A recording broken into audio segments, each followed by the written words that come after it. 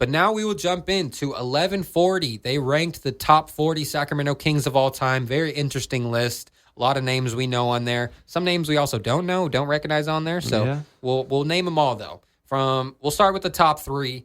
I know you were very hyped about the top 3. Oh, I love this top 3. Yeah, number 1 was Chris Webber, best Sacramento King of all time. Yes, I think well-deserved. Yeah. Number 2 was Mitch Richmond, another legend. And the number 3, Peja Stojakovic. Peja. Which is your boy, Peja. Dude would kill in today's NBA. He would. He would be. I think he would have the highest 3-point percentage in the league. Yeah. And any team would pay him out the butt for this. No, Peja, he's one of the best shooters of all time, and I love to see him number 3 on this list. Yeah. But it was hard for me to put the next 3 guys, or the next 2, I should say, below him. Yeah. DeMarcus Cousins was the number 4. And then De'Aaron Fox already at number 5. Tough. It is tough to see. I wanted to see Boogie, in the top 3, personally, but I do understand it. I mean, yeah, I would have. Not a lot of winning. Not a lot of winning went down with that team, but it wasn't his fault at all. No. He did everything he could to try and win out there, and he just put on for Sacramento when he was here. Go back and watch our last episode, and we talked about his interview. Yeah, that was a fun one. We talked a lot about Boogie. But De'Aaron at number 5 is really cool to see. Still, he's the best player on the team right now. It's very cool to see him already in the top 5 Kings ever. Definitely. So, love that. He's only going to go up on that list, of course. I think if he stays a King his whole career, he can end up being number 1. Probably. Yeah. Yeah. But yeah, we got to zoom through. Number 6, Vlade Divac. 7, Mike Bibby. And 8 was Domantas Sabonis. So Domantas made it up there quick. Another guy that's on the team right now, Domantas Sabonis. Also love to see Mike Bibby up there. And just listen to him on Jeff Teague's podcast, and he talked about how when he was drafted by the Vancouver Grizzlies, it really made him so depressed. And then he ended up in Sacramento, and that changed his whole life around. He just started loving he was so happy, and they were winning because he's a winner. Yeah. He's been winning his whole life. He's got that dog in him. Yeah, he definitely does. And being it was an expansion team. So he's the number 1 pick in the draft from the Vancouver Grizzlies back when they first started. And they were obviously a horrible team. But then he gets moved to Sacramento eventually and starts winning. And he talked about, the refs in that Game 6 a little bit and everything that happened. So he got elbowed in the nose by Kobe. Yeah, that was pretty crazy. I watched the documentary on that the other night. That was a dirty move, Kobe. Man. Dirty move. Yeah, for real. But yeah, Mike Bibby 7, Vlade 6, and then DeMontis was number 8. And then 9 through 11 was Doug Christie at number 9, Reggie Theus at number 10, and Brad Miller was number 11. Yeah.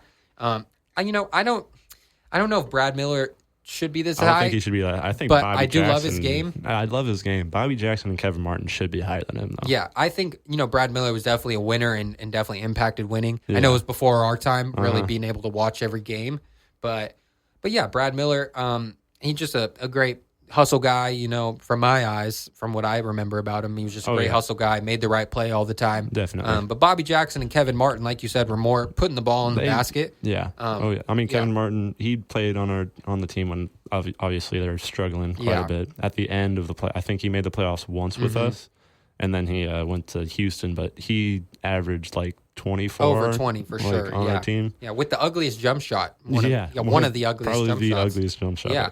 But it was cool to see Mike Bibby, going back to the interview he did with Jeff Teague the other day. He talked about Bobby Jackson, playing with Bobby Jackson, and he said that was the guy that he played with that didn't pass at all. Like every time Bobby Jackson touched the ball, he was getting it up there. And that's just honestly a good thing, especially from your sixth man. You want that off the bench. Yeah. But yeah, it was pretty funny that he was talking about Bobby Jackson, saying that if it's end of the shot clock, give it to Bobby Jackson because he's gonna get it up. Yeah, but number 14, Wayman Tisdale. Number 15, Jason Williams, fan favorite. And then number 16 was Ron Artest. That's Meta Sanford Artest. Yeah, that was his name again. Yeah, well, that's Ron Artest though. Number 16.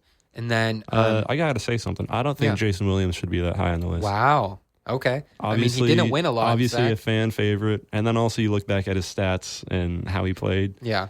Dude didn't do that great. Yeah, it was really the highlights. It's really he's a highlight player. Yeah. He was a flashy player. Yeah. I'm not saying he was a bad player, but yeah. I mean, I think Rudy Gay should be higher. We're about to get to him. But I think it was really just he's more of a legend and a Sacramento icon, kind of just for all the highlights that he made while wearing that Kings jersey. The elbow pass, all these behind the backs, just crazy stuff. I wish he was playing in the league today because I would love to see that. But so that is our 16, and then 17 was Tyreek Evans. Shout out Tyreek. And then number 18, Rudy Gay. 19, Eddie Johnson. 20, Lionel Simmons. So I want to take a minute on Tyreek Evans. He won Rookie of the Year, and then he just only went down after that. Pretty sad. His career was over before it started. Yeah, him and DeMarcus could have been one of the best duos in the league. That duo would have been insane. So super young together and complemented each other very well, I think. Yeah. But the Kings kind of messed up Tyreek when they tried to move him to the point guard position. It didn't work out well out of the point guard position, because they tried he was to a move point him to guard. shooting guard, small forward and type. that just it messed up his game. Yeah. One of my favorite Kings was Rudy Gay, of course. Just a straight bucket. 2K legend. 2K demon. He is insane, and he also was in real life as well. He's so athletic and can shoot it. He's one of the best mid-range guys I've ever seen. Oh, yeah. But yeah, at 20, we got Harrison Barnes. 21. Oh, yeah. 21, we got Harrison Barnes. 22, Otis Thorpe. 23, Spud Webb. Number 24, Corliss Williamson. And number 25 was Isaiah Thomas. IT. Love maybe seeing we'll see IT him on back. there. Maybe, who knows? Yeah, maybe as like a coach, bench. Player coach type of thing. Yeah. I don't really think we need that. Yeah. But would be cool. Yeah. But yeah, love IT, of course. Harrison Barnes being 21. Kind of insane if you think about it. I don't know how I feel. I will say with his first few years here in Sacramento, he did do really well. Yeah. He was kind of that first piece to change the culture in Sacramento. Yeah. From that dump team back to a playoff team. I want to say he was the first piece that stuck around and kind of kept a core while everything else was kind of being assembled. So I respect it. Yeah, give some respect to Harrison, honestly. Yeah, the stats might not be there like Isaiah Thomas was when he was with the Kings, probably averaging over 22 a game. But Harrison, like you said, just changed the culture kind of. Yeah. Was one of the longest tenured Kings when he was here. So, yeah. And then we got Malik Monk already making 26. Then we got Buddy Hield at 27, Jason Thompson 28, who I love. I got to shout out Jason Thompson. JT. Thompson is. I was excited about him that was right when I was getting into basketball, as a Kings fan, and seeing him, I was like, Kings are going to be amazing this year. Yeah, he was like that old classic power forward that could hit that little mid range jumper, get a lot of rebounds. And he also stayed with the Kings for so long, so love seeing him. Buddy Hield 27 on there is kind of crazy. Put him lower. He's already talked too much crap about Sacramento. But his stats were pretty good on the Kings. One of the best shooters. Love seeing Malik above him, though, at 26 already. Yeah. I think he's only going to go up in this list, of course. Definitely could be maybe in the top 20 after this year for the all-time Kings. For sure. And then we'll move on. Then we got 29, Walt Williams. 30 was LaSalle Thompson. 31, Scott Pollard. I got to put Scott Pollard up higher than that. Yeah, I know you love Scott Pollard. But yeah, then 32, Kenny Smith. Kenny the Jet. Then we got Hito Turkoglu at 33. Then we already got Keegan Murray at 34. Love to see that. He's only obviously going to go up on this list as well. Oh, yeah. He's still so young. Then 35, we got Brian Grant. 36, Olden Polynice. 37 was Francisco Garcia, who was DeMarcus vet we talked about last week. Yep. Loved him on the Kings. 38 was Bogdan Bogdanovic. He had so many iconic moments here in Sacramento, even though he was only here a few years. So love seeing him on this list. 39, John Salmons. I know you're honestly, a big fan of him. I am. He was one of my favorites when I first started getting into basketball. Hell yeah. He was always starting at the 3 for them. And then 40, Danny Ainge. The GM of the Jazz. Yes, the GM of the Jazz, Danny Ainge. He was a little point guard out there. Yep. But yeah, so some honorable mentions that didn't make their list were Sharif Abdul-Rahim, who I know only played in SAC for, I think, 1 year, but he was very good. And Antonio Carr, don't know much about. Antoine, sorry.